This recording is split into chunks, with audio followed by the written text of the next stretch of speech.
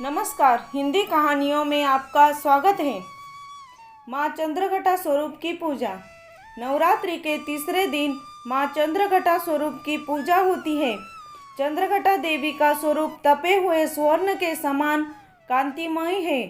चेहरा शांत है, सौम्य है और मुख पर सूर्यमंडल की अभिलाषा छिटक रही होती है। माता के सिर पर अर्धचंद्रमा मंदिर के घंटे के आकार में सुशोभित हो रहा, जिसके कारण देवी का नाम चंद्रघटा हो गया है। अपने इस स्वरूप से माता देवगण, संत एवं भक्तजन के मन को संतोष एवं प्रसन्न प्रदान करती है। माँ चंद्रघटा अपने प्रिय वाहन सिंह पर आरूढ़ होकर अपने 10 हाथों में खंडक, तलवार, ढाल, गदा, पाश, त्रिशूल, चक्र, धनुष्य भरे हुए तरकश लिए मंद मंद मुस्कुरा रही है। इस देवी की कृपा से साधक को अलौकिक वस्तुओं के दर्शन होते हैं, दिव्य सुगंधियों का अनुभव होता है और कई तरह की ध्वनियाँ सुनाई देने लगती हैं। इन क्षणों में साधक को बहुत सावधान रहना चाहिए। इस देवी की आराधना से साधक में वीरता और निर्भयता के साथ ही सौम्यता और विनम्रता का विकास होता है। इसलिए हमें चाहिए कि मन, वचन और कर्म के साथ ही काया को विहित विधि विधान के अनुसार परिशुद्ध पवित्र करके चंद्रघटा के शरणागत होकर उसकी उपासना आराधना करना चाहिए। इससे सारे कष्टों से मुक्त होकर सहज ही परम पद के अधिकारी बन सकते हैं। यह देवी कल्याणकारी है। माँ चंद्रघटा की पूजा करने से जातक के सभी पाप नष्ट हो जाते हैं और जन्म जन्म का डर समाप्त हो जाता है और जातक निर्भय बन जाता है। माँ चंद्रघटा की कथा। देवताओं और असुरों के बीच लंबे समय तक युद्ध चला। असुरों का स्वामी महिषासुर था और देवताओं के इंद्र।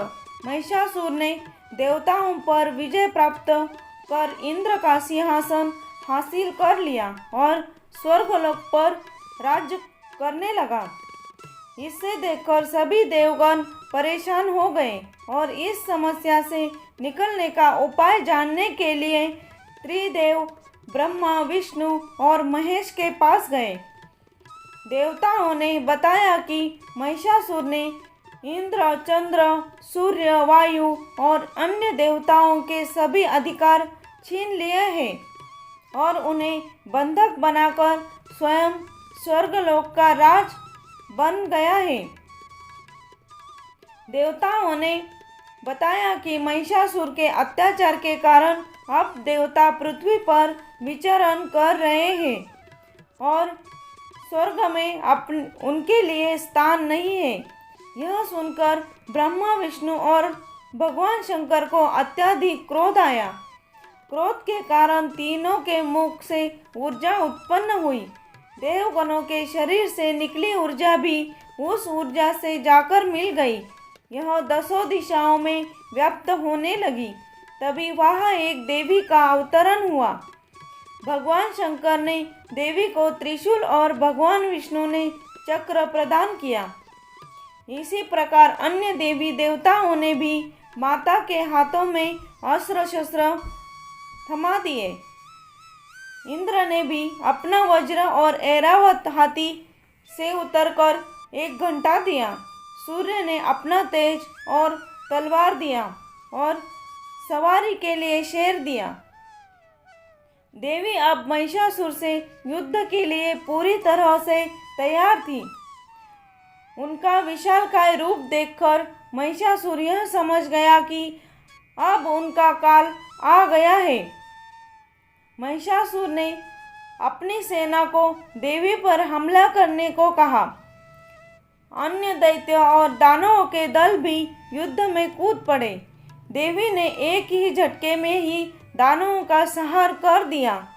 इस युद्ध में महिषासुर तो मारा ही गया, साथ में अन्य बड़े दानवों और राक्षसों का संहार माँ ने कर दिया। इस तरह माँ ने सभी देवताओं को असुरों से वरदान दिलाया। नवरात्रि के तीसरे दिन माँ चंद्रघटा की पूजा की जाती है। यह शुक्र ग्रह की देवी मानी जाती है। नवरात्रि के तीसरे दिन माँ चंद्रघटा की पूजा अर्चना करने वाले जातकों की जन्मपत्री में शुक्र दोष समाप्त हो